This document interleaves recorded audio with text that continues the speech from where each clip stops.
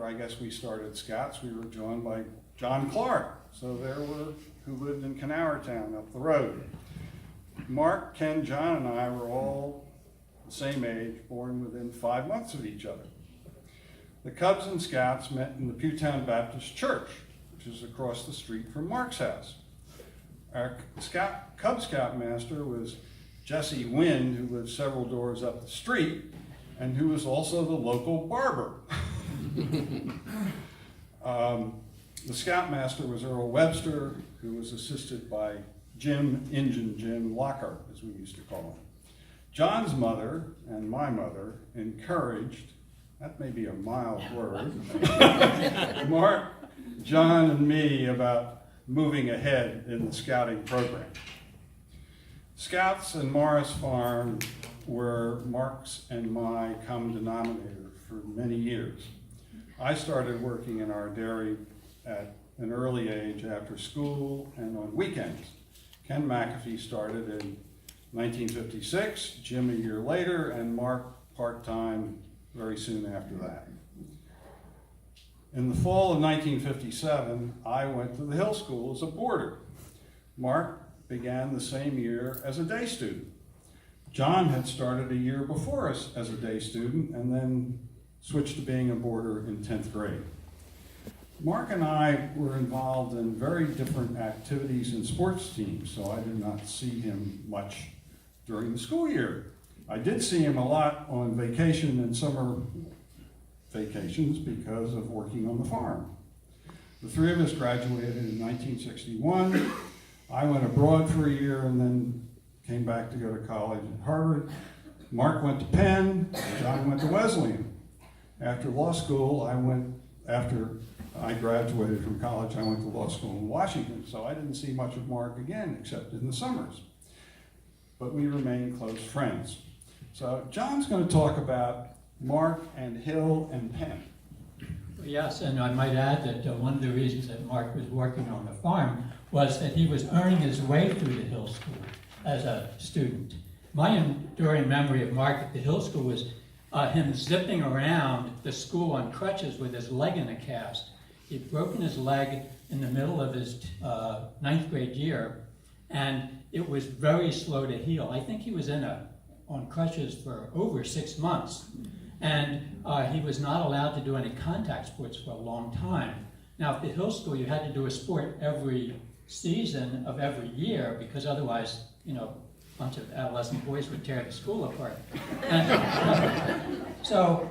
But he ended up having to be the manager of a variety of teams, and eventually rising to the point where he was the manager of the varsity soccer team his 10th grade year.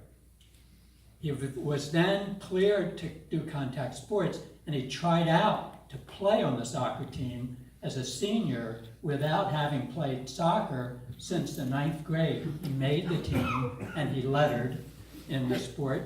And so that was, I thought, a major accomplishment of his. The other contact I had with him at the Hill School was in the workshop. One of the activities was the arts and crafts shop, and we had a master cabinet maker running the wood shop, a guy named Karl Paznowski, who was a cabinet maker from Slovakia. Please, not Czechoslovakia, from Slovakia. Also, the other thing you couldn't say in the wood shop was the word nail. You could not nail in the wood shop. There were no nails in the wood shop. The only thing you could do was dovetail, miter joint, dowel joint, but you could never nail anything. Mark made this beautiful Queen Anne style table with a chessboard inlaid into the tabletop. And so he really learned from the beginning how to do these things right. Well, Mark goes off to Penn and gets heavily involved in the theater and in the music program there. And so much so that he ended up staying 5 years. In the meantime, I went to Wesleyan, and I couldn't wait to get out of there. And so at the end of 3 years, thanks to advanced placement, I ended up at Penn Medical School, and we overlapped for a couple of years. So I got a chance to see him. Now, when I say that he was involved in the music program, he had not been particularly involved in the music or theater program very much at the Hill School, but he really blossomed at Penn and took full advantage of all the opportunities there. However, if you could just hold this microphone for a minute. One of the stories that Greg told me was actually his greatest performance was when he was a teen. One summer evening, he and Mark were deciding what they might do for entertainment that night in Pewtown. And they tossed a number of ideas around, and being teenage boys, they of course picked the stupidest idea that they had tossed around, which was to go to Campanava down the road and to scare the campers. So they snuck through a cornfield to the back of the camp, and they put firecrackers on cigarette fuses around the tents. Now, those of you who are not juvenile delinquents might not know what a cigarette fuse is. You take a firecracker, I'm told, you take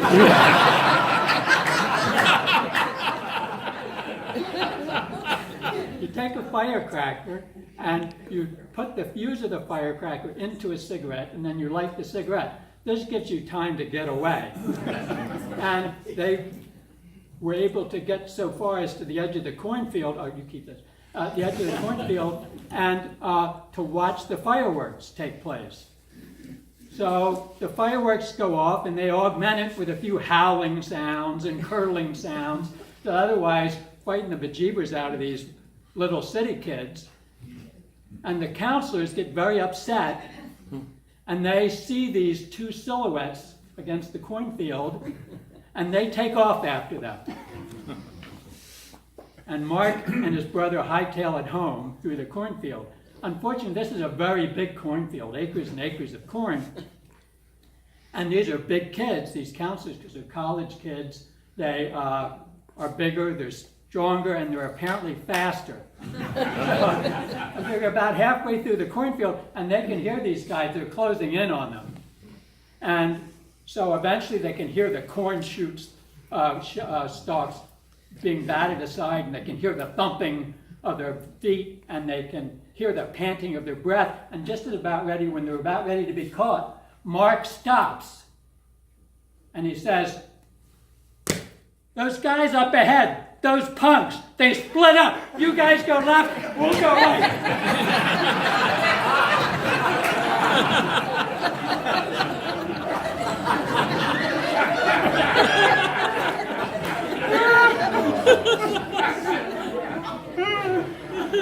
Well, that says it all. We don't have to say anything more. Well, at Penn, Mark joined the Zeta Psi fraternity and was part of a popular fraternity band there. One of his fraternity brothers' friends, Tony Vincent, who couldn't be here today, wrote to me upon hearing his death, "I will alert my Penn, Zeta Psi, First City Troop, and Savoy brethren of Mark's sad passing. I recall and enjoyed many fun evenings with Mark, who was not only an outstanding individual in all regards, but a creative musician and stage performer as well. He touched many and will be missed by all those who knew him." And a reminiscence in the Daily Pennsylvanian by Rick Selvin in 1999, which was apparently after the statute of limitations ran out, described the band, to paraphrase Rick. "Most Saturday evenings from 1962 to 1966, I played electric guitar at fraternity parties for one of the most popular rock and roll groups on campus. Mark Busenkel played electric piano, Denny Friedman was on tenor sax, and Crow Fox was our drummer. We knew only 10 or so songs really well, and dozens more passively. At parties, we played the first 10 until the fraternity brothers and their dates were pretty well relaxed. Then we would slip into our second string tunes. No one ever complained. Two of our members, Mark and Crow, were Zeta Psi brothers, so we played at parties there at least 2 Saturdays a month. watching the brothers' dates slowly disappear upstairs one by one after a few glasses of the light blue Zeta Punch, which consisted of 1 6-ounce can of Welch's grape juice mixed with 1 gallon of grain alcohol. Well, Mark was a brilliant piano player, and in the way that someone could sit down at a piano at any moment and play anything captivating. My mother hired him to provide music for a graduation party she threw for my younger sister, and as I replied to Tony Vincent, "You are correct that Mark was a gifted performer, both musically and on stage. He provided music at a party for my sister when she was a teen, and it turned from a dance party into a concert." And that was pretty much Mark. He took over any crowd that he was with. Mark became a lead in many Penn productions of the Penn Players, including world and Philadelphia premieres, and he was the undergraduate chair of the venerated Mask and Wig, which we'll hear about more. Bruce Montgomery, who was the director of musical activities at Penn for over half a century, wrote in his autobiography, "I came home at the end of the summer with a nearly completed folk opera I called Spindrift. The Penn Players produced it. I directed and conducted it. Walter Keenan choreographed its dancers, and it boasted exquisite orchestration by Romeo Cazzaro. The role of Patch was powerfully played by Robert Taylor, and Margaret McGarry was a marvelous and melodious Kathleen. The commanding, pivotal character of the priest was created by Mark Busenkel. 4 decades and several productions later, I still consider it among my finest works that I ever produced." Well, I started in Penn Medical School in 1964, and I personally remember seeing him play Willie Loman in Arthur Miller's Death of a Salesman. At the end of his theatrical time at Penn, he was elected into the Sphinx Senior Society. I looked it up recently, and it describes itself as the oldest and most prestigious honor society at the University of Pennsylvania, recognizing the top seniors who have made significant contributions to the university as leaders of the campus. Members include leaders from student government, performing arts, media, service groups, cultural organizations, Greek life, athletics, and other realms of student affairs. The total membership of the society not to exceed 30. Out of an organization that was, out of a student body of 10,000 students. So he was clearly recognized in this day. Now, after graduation, Mark got into TV production. At one point was the associate producer at a WFIL, including a show called The World Around Us, which was a live weekday morning show that lasted from the late 60s to the early 70s. And of course, after that, he pursued his theatrical interest in Savoy, Rose Valley, and the other community theater groups that he was associated with.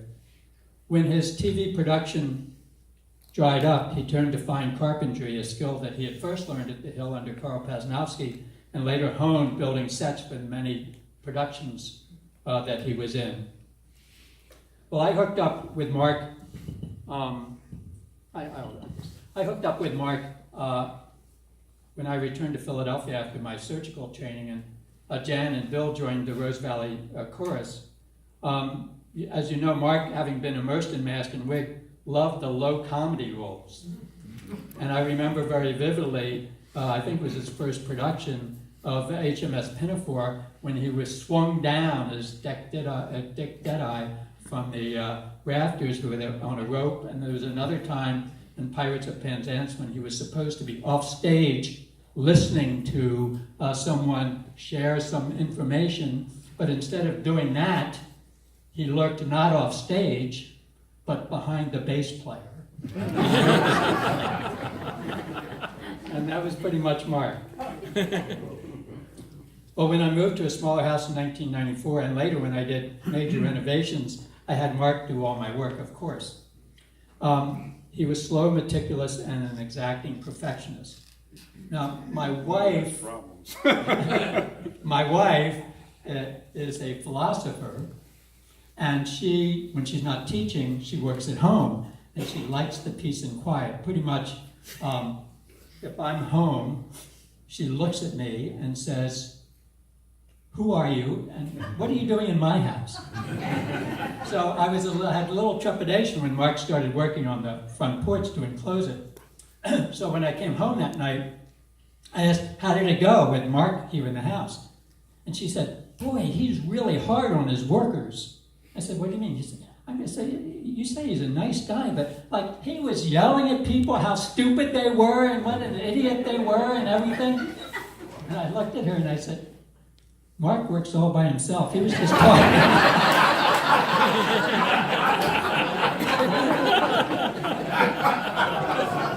He was just talking to himself. That's the way he worked. Well, after Mark became ill, he was reluctant to travel because he had this colostomy that they couldn't close because his health was so fragile. So he was reluctant to go out for fear of having an accident. So Miriam and I had the idea of getting him to come downtown with us, and he was reluctant to do that. But I convinced him that because I was a surgeon and I made colostomies and I knew all about colostomies and I could take care of any colostomy problem he had, that it would be perfectly safe. So he came to our house for dinner last spring, and we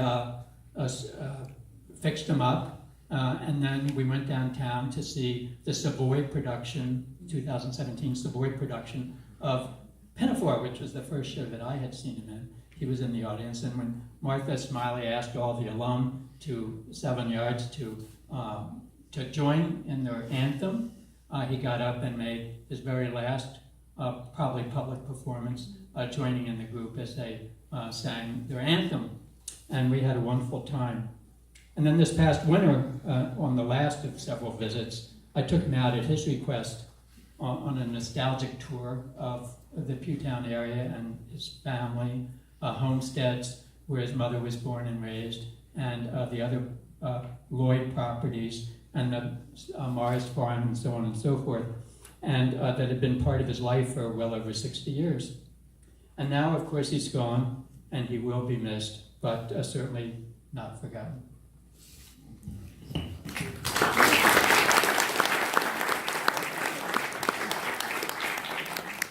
Anyway, I'm going to go back a little bit in time now. John's covered an awful lot of ground, and most amusingly, much more amusingly than I can. Mark joined the 1st Troop Philadelphia City Cavalry in 1966 after graduating from Penn, along with my brother-in-law, Stock Illoway. And he and Marilyn were married in May of 1969. A group of us from the Philadelphia area went to their wedding in Chattanooga. The one thing I remember about that weekend is that all of us took a lot of liquor in our suitcases, since Chattanooga was a dry city and there was no way we were going to get anything alcoholic to drink there. Mark was awarded the troop's John Boyer Scholarship a few years later, and he and Marilyn went off to a year in Europe in the fall of 1969. We resumed our friendship when they returned. Over the next 10 years, I saw Mark and Marilyn not infrequently as they finally settled in the 800 block of Spruce Street, and I lived at 22nd and then 24th and Delancey Streets. My favorite image of Mark, and I can envision his face today, was his playing jazz and ragtime on a harpsichord for 3 to 4 hours at my wife's and my wedding in June of 1980.